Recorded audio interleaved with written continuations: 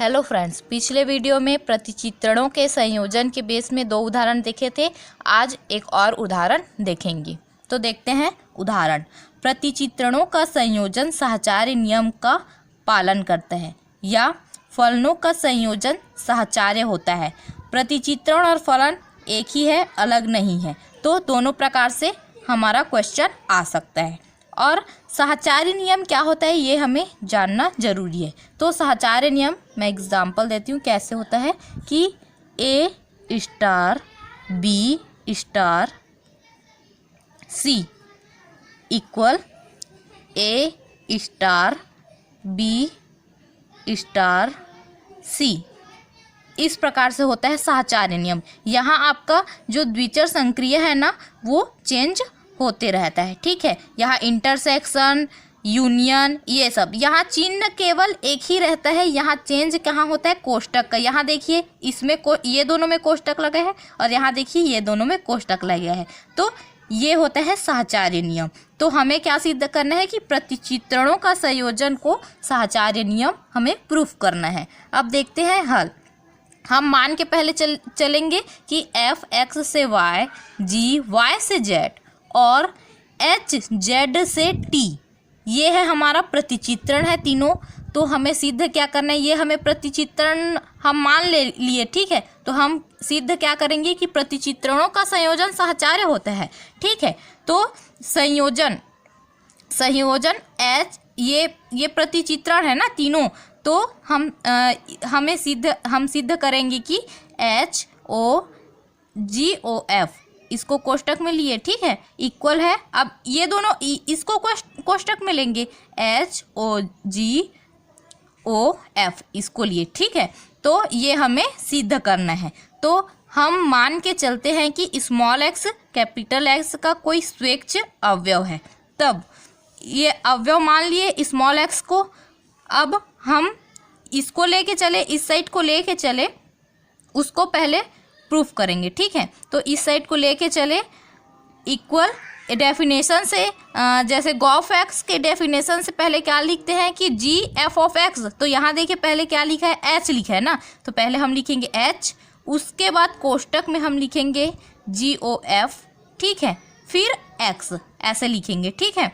तो अब देखते हैं gof x equal to, gof x को डेफिनेशन से किस प्रकार से लिख सकते हैं कि एच कोष्टक लिखेंगे जी एफ ऑफ एक्स, इस प्रकार से लिख सकते हैं, ठीक है। और इसको एफ ऑफ एक्स को हम मान लिए कि वो एफ ऑफ एक्स को हम मान लिए कि वाई।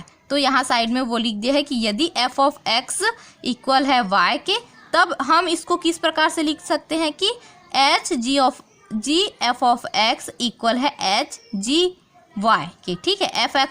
एफ एक्स को हम मान लिए कि जी वाई है, तो हम इसको इस प्रकार से लिख दिए, ठीक है। अब हम जी वाई को हम क्या मान लिए कि उसको जेड मान लिए, ठीक है। तो वो क्या हो गया, एच जेड हो गया, ठीक है, इक्वल टू एच जेड। यहाँ साइड में वो लिख दिया है कि यदि जी वाई इक्वल होगा जेड के, तब हम एच जी वाई को एच जेड लिख सकते हैं, ठीक है। यहाँ पर ये इक्वल टू टी, ये मिस्टेक है ना, यहाँ पर ये मिस्टेक है। इसको किस प्रकार से, equal to T, H Z को टी लिख दिए, मान के लिखे है ना, यहाँ एच जेड को टी लिखे और साइड में लिख दिए मान लो करके, ठीक है। यहाँ पर ये मिस्टेक है, आपको यहाँ पर लिखना है, ठीक है। अब हम ये इस साइड को लेके चले थे, अब हम इस साइड को लेके चलेंगे, ठीक है। तो इस साइड को लेके चलेंगे तो हम टी ही हमको लाना है, तो ये दोनों इक्वल प्रूफ हो जाएगा। तो देखते हैं पुनः एच ओ जी ओ एफ एक्स, ठीक है। तो इसको डेफिनेशन से किस प्रकार से लिख सकते हैं कि एच ओ जी एफ एक्स, इस प्रकार से हम लिख सकते हैं, ठीक है। अब एच ओ जी को और हम नहीं, सॉरी ना, यहाँ एफ एक्स को हम माने थे, एफ एक्स को क्या माने थे, वाई माने थे। तो यहाँ एफ एक्स की जगह हम क्या लिखेंगे, वाई लिखेंगे, ठीक है। और उसके बाद अब इसको किस प्रकार से लिख सकते हैं डेफिनेशन से, एच जी वाई, ठीक है, इस प्रकार से लिख सकते हैं, ठीक है। और जी वाई को हम क्या माने थे, जेड माने थे, ठीक है।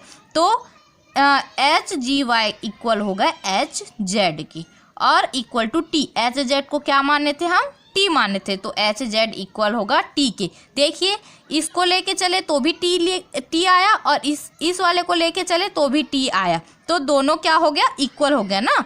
तो अतः दो प्रतिचित्रणों की समानता की परिभाषा से एच ओ जी ओ एफ इक्वल है एच ओ जी ओ एफ के, ये प्रूफ हो गया। तो आप लास्ट में और लिख दीजिए कि प्रतिचित्रणों का संयोजन साहचर्य नियम का पालन करता है, या फलनों का संयोजन साहचर्य होता है, कि आप लास्ट में लिख दीजिए। आज के लिए बस इतना ही। चैनल को लाइक, सब्सक्राइब और शेयर करना ना भूलें। Thank you.